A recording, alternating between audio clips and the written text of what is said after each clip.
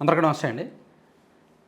మనకి సాధారణంగా చెత్త ఎక్కువ నగరాల్లో కానీ, పట్టణాల్లో కానీ, గ్రామీణ ప్రాంతాల్లో కానీ మనం రోడ్ల మీద వెళ్తూ ఉంటే డంపింగ్ యార్డ్లు కనిపిస్తూనే ఉంటాయి. సో దాంతోనే మనం చాలా ఇబ్బందులు పడుతూ ఉంటాం. తడి చెత్త, పొడి చెత్త దాన్ని వేరు చేయడం అది ఇదని. సో ఇప్పుడు ఒక ఈ వేస్ట్ అనేది చాలామందికి తెలిసే ఉంటుంది, ఎలక్ట్రానిక్ వేస్ట్.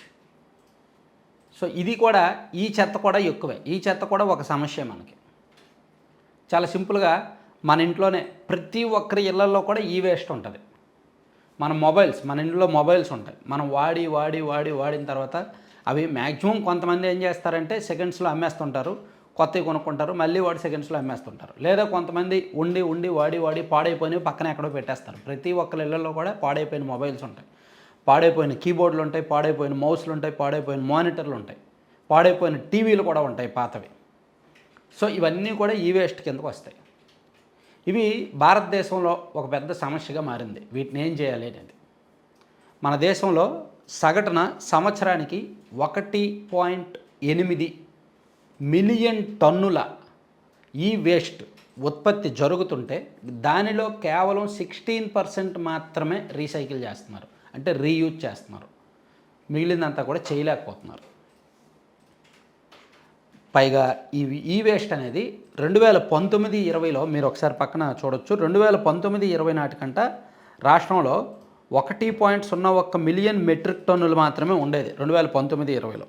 2023-24 వచ్చేసరికి 1.751 మిలియన్ మెట్రిక్ టన్నులకు వచ్చింది. యాజ్ ఆఫ్ నౌ 2025 ఇప్పటికీ 1.8 మిలియన్ మెట్రిక్ టన్నులకు వచ్చింది. సో దేశం మొత్తం మీద ఈ వేస్ట్ ఎక్కువ ఉత్పత్తి అవుతున్న రాష్ట్రాల్లో ఆంధ్రప్రదేశ్ 12వ స్థానంలో ఉంది. ఆంధ్రప్రదేశ్లో కూడా సంవత్సరానికి సుమారుగా 2,500 నుంచి 3,000 మెట్రిక్ టన్నులు ఈ వేస్ట్ ఉత్పత్తి అవుతుంది. సో దీన్ని ఏం చేయాలి? ప్రభుత్వం ఒక కొత్త ఆలోచన చేసింది. నేను ఈరోజే ఒక వార్త చదివా, మంత్రి నారాయణ గారు చెప్పారు. ఈవెన్ జూలై నెలలో కూడా ఒక వార్త చదివాను. ఎప్పుడు 2024 జూలై, అంటే కూటమి ప్రభుత్వం వచ్చిన కొత్తలో ఒక వార్త చదివా. అసెంబ్లీలో ఎవరో బీజేపీ ఎమ్మెల్యే ఎవరో క్వశ్చన్ అడిగితే దానికి పవన్ కళ్యాణ్ గారు సమాధానం చెప్తారు. ఈ వేస్ట్ మేనేజ్మెంట్కి మేము ఒక ప్లాన్ చేస్తున్నాం, దాన్ని రీయూజ్ చేయడానికి దాని సేకరణ కేంద్రాలు పెడతాము రాష్ట్రంలో ఎక్కడికక్కడని చెప్పి పవన్ కళ్యాణ్ గారు 2024 జూలైలో ఒక మాట చెప్పారు. సో దానికి కొనసాగింపుగా ఈరోజు మంత్రి నారాయణ గారు ఇచ్చిన స్టేట్మెంట్ ఒకటి నేను చదివాను. రాష్ట్రంలో 222 చోట్ల ఈ వేస్ట్ కలెక్షన్ సెంటర్స్ పెడతారంట. ఇది చాలా మంచి నిర్ణయం అనిపించింది నాకు అది చూసిన వెంటనే.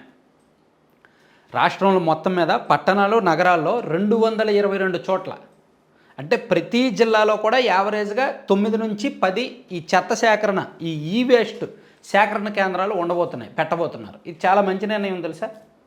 ఎందుకంటే మన ఇంట్లో పాడైపోయిన టీవీలు ఉన్నా, పాడైపోయిన కంప్యూటర్లు ఉన్నా, పాడైపోయిన కీబోర్డులు, మదర్ బోర్డులు, మొబైల్స్ ఏవైనా సరే అక్కడికి ఇచ్చేస్తే గవర్నమెంటే ఆ సేకరణ కేంద్రాలు గవర్నమెంట్ అంటే పీపీపీ పద్ధతిలో నిర్వహిస్తారు. నాకు తెలిసి గవర్నమెంట్ ఎవరో ప్రైవేట్ వ్యక్తులకు అప్పగిస్తుంది. వాళ్ళు దానికి ఎంత ఒక వాల్యూ కట్టి ఆ వాల్యూ ఎంతైతే అంత వాళ్ళకి ఇస్తారు. సో వాళ్ళు మొత్తం సేకరించి ప్రతి నెల కూడా ఒక సెంటర్ పాయింట్కి పంపిస్తారు. సో ఇలా వచ్చిన ఈ వేస్ట్ని ప్రభుత్వం వేలం ద్వారా ఒక ప్రైవేట్ కంపెనీకి ఇస్తారు, లేదా ముందుగానే ఒక ప్రైవేటు కంపెనీకి ఎవరికో వాళ్ళకి ఇచ్చేస్తారు. వాళ్ళు ఏం చేస్తారు, అసలు ఈ వేస్ట్ని ఏం చేసుకుంటారు? దీనిలో చాలా విలువైనది ఉంటుంది. ఇప్పుడు మదర్ బోర్డులు కానీ, ర్యామ్లు కానీ, ప్రాసెసర్లు కానీ, చిప్స్ కానీ, దానిలో కొంత రాగి ఉండొచ్చు, రాగి కాపర్ మెటీరియల్, దానికి తగ్గట్టు అది బయటకు తీసి డివైడ్ చేసి వాళ్ళకి ఇస్తారు. అలాగే హార్డ్ డిస్క్ ఉంటుంది, హార్డ్ డిస్క్లో కొంత ప్లేట్ ఉంటుంది, కొంత అల్యూమినియం ఉంటుంది. అల్యూమినియం కూడా దాన్ని రీయూజ్ చేయొచ్చు, దాన్ని మళ్ళీ రీప్రొడక్షన్కి ఇవ్వచ్చు.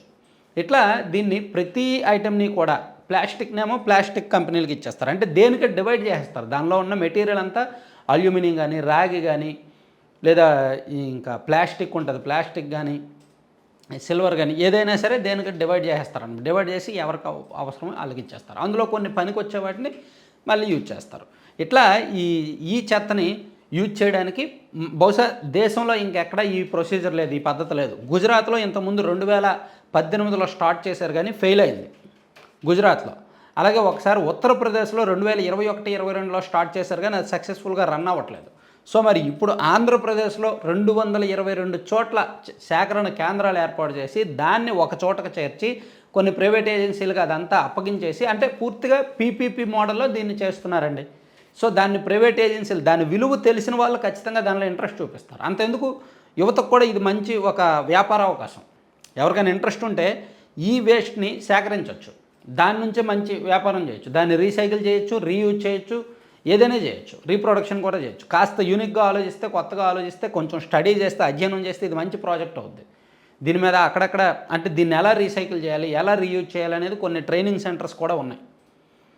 సో ఆంధ్రప్రదేశ్లో దేశంలోనే 12వ స్థానంలో ఆంధ్రప్రదేశ్ ఉంది కాబట్టి ఈ చెత్త ఎక్కువగా ఉత్పత్తి అవుతుంది కాబట్టి ప్రభుత్వం దాన్ని అరికట్టాలి, దాన్ని కంట్రోల్ చేయాలనే డెడికేషన్తో కృతనిశ్చయంతో ఉంది కాబట్టి మేబీ దాని మీద ప్రభుత్వ విధానం ఏంటనేది స్టడీ చేసి ఆ సేకరణ కేంద్రాలైనా ఇప్పుడు 222 సేకరణ కేంద్రాలు అంటే ఎక్కడ పెడుతున్నారో ఏంటనేది చూసుకొని వీలైతే ఎవరైనా అప్లై చేసుకున్నా బాగానే ఉంటుంది.